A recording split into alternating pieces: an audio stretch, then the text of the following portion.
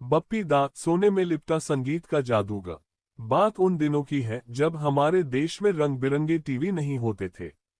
जब संगीत सुनने के लिए लोग रेडियो से चिपक कर बैठते थे और जब शादी ब्याह में बैंड वाले वही बजाते थे जो फिल्मों में चलता था।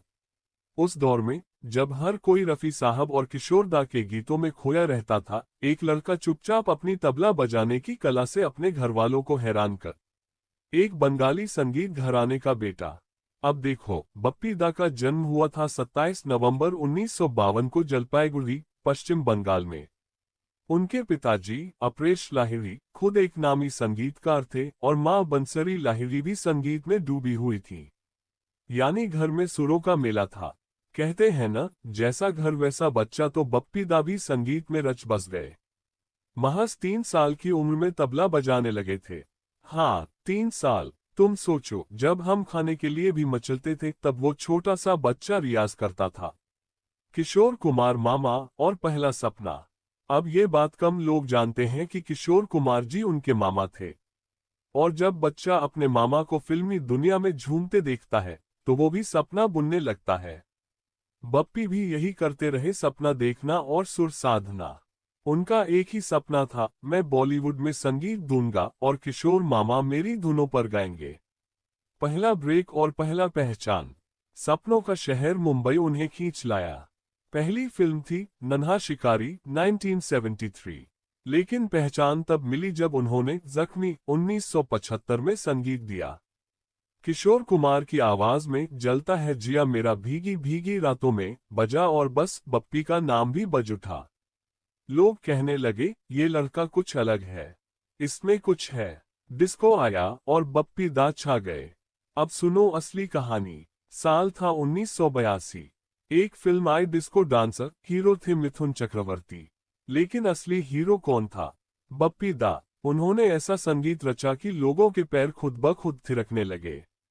आई am a disco dancer, Jimmy Jimmy Jimmy आजा, ये गाने आज भी विदेशों में बजते हैं।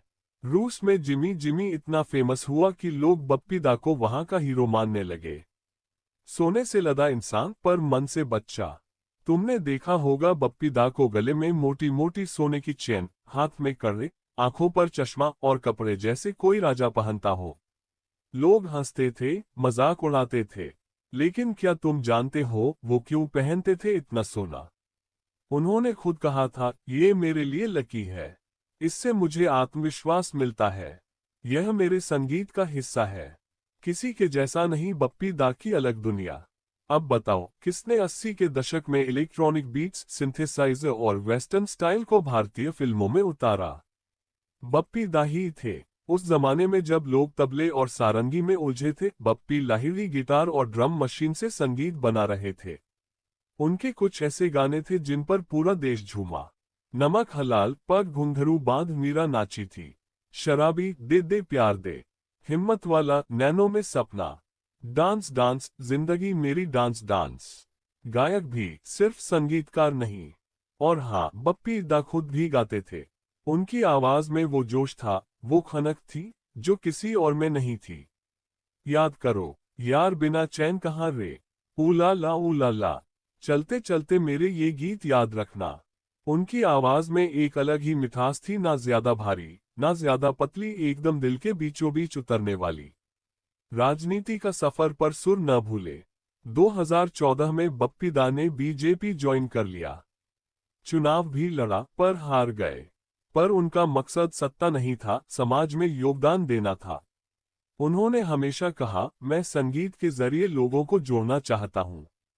बप्पी दा केवल मंच पर चमकते नहीं थे, बल्कि मंच के पीछे भी बहुत कुछ करते थे। उन्होंने कई संगीत विद्यालयों और फाउंडेशनों का निर्माण करवाया ताकि गरीब बच्चों को मुफ्त संगीत सिखाया जा सके। उनका सपना था, हर बच्चा संगीत सीखे, क्योंकि संगीत ही आत्मा को जोड़ता है। विदाई पर सुर अमर हो गए। और फिर एक दिन 15 फरवरी 2022 को वह सुरों का तारा हमेशा के लिए टूट गया। बप्पी लाहिड़ी जी हमें छोड़कर चले गए। पूरा देश रोया। प्रधानमंत्री से लेकर आम आदमी तक सबने कहा, हमने एक अनमोल रत्न खो दिया। उनकी विरासत जो रह जाएगी अमर। बप्पी लाहिड़ी ने हमें क्या दिया? सिर्फ गाने नहीं, एक एहसास दिया। उन्होंने बताया कि संगीत कोई भाषा नहीं देखता। उन्होंने भारत को डिस्को दिया, उसे दुनिया से जोड़ा। आज भी जब कोई डीजे रात में जिमी जिमी बजाता है तो वहां कहीं बप्पी दा मुस्कुरा रहे होते हैं।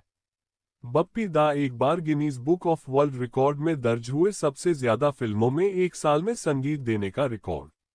वे हर साल गणेश चतुर्थी पर मुंबई में भव्य पूजा करते थे। उनकी बेटी रेमा लाहिरी और बेटा बप्पा लाहिरी भी संगीत में सक्रिय हैं। उनका पसंदीदा रंग था गोल्ड, जो उन्होंने सिर्फ पहना ही नहीं बल्कि अपनी धुनों में भी पिरोया। बप्पी दा जैसे लोग रोज रोज नहीं आते।